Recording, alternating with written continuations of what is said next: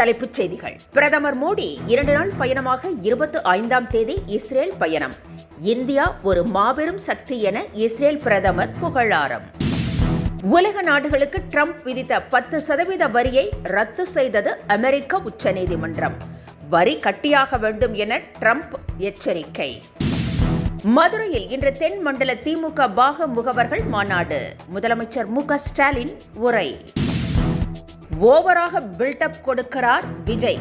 மக்களை சந்திக்காமல் அமெரிக்க பாணியில் பிரச்சாரம் செய்வதாக திண்டுக்கல் சீனிவாசன் விமர்சனம். சமூக நீதி வர திராவிடமே பின்புலம். திராவிடத்திற்கு பௌத்தம் பின்புலம் என திருமாவளவன் கருத்து.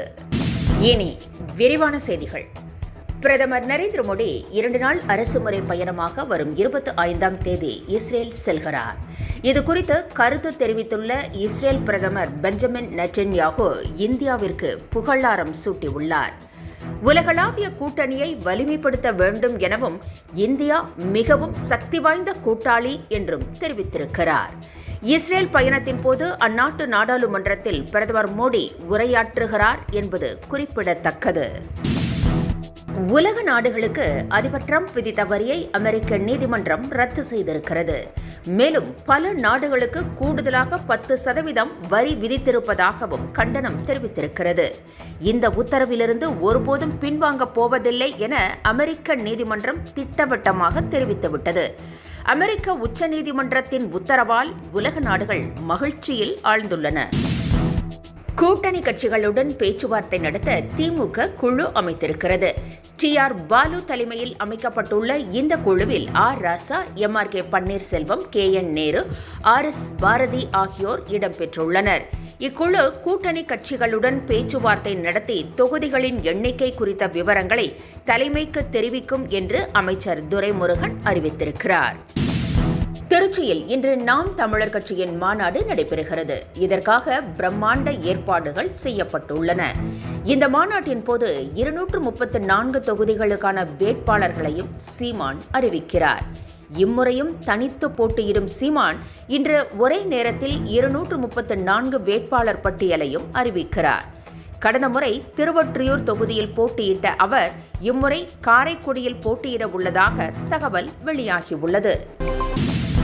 தென் மண்டல திமுக பாக முகவர்கள் மாநாடு மதுரையில் இன்று நடைபெறுகிறது.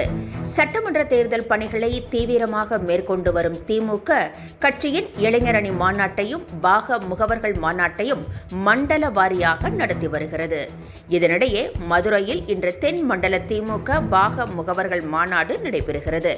இந்த மாநாட்டில் முதலமைச்சர் மு க ஸ்டாலின் உரையாற்றுகிறார். விஜய் ஓவராக பில்டப் கொடுக்கிறார் என்று முன்னாள் அமைச்சர் திண்டுக்கல் சீனிவாசன் சாடியிருக்கிறார். விஜய் மக்களை சந்திப்பதே இல்லை என்றும் அவர் கூறியிருக்கிறார். விஜய் இதுபோல் செய்வதை விட அமெரிக்க பாணியில் டிவியில் பிரச்சாரம் செய்யலாம் என்றும் திண்டுக்கல் சீனிவாசன் விமர்சித்திருக்கிறார். உலகில் பல நாடுகளுக்கு விதிக்கப்பட்ட வரிக்கு எதிராக அமெரிக்க உச்சநீதிமன்றம் தீர்ப்பளித்துள்ள நிலையில் அதை ஏற்க அதிபர் ட்ரம்ப் மறுத்திருக்கிறார்.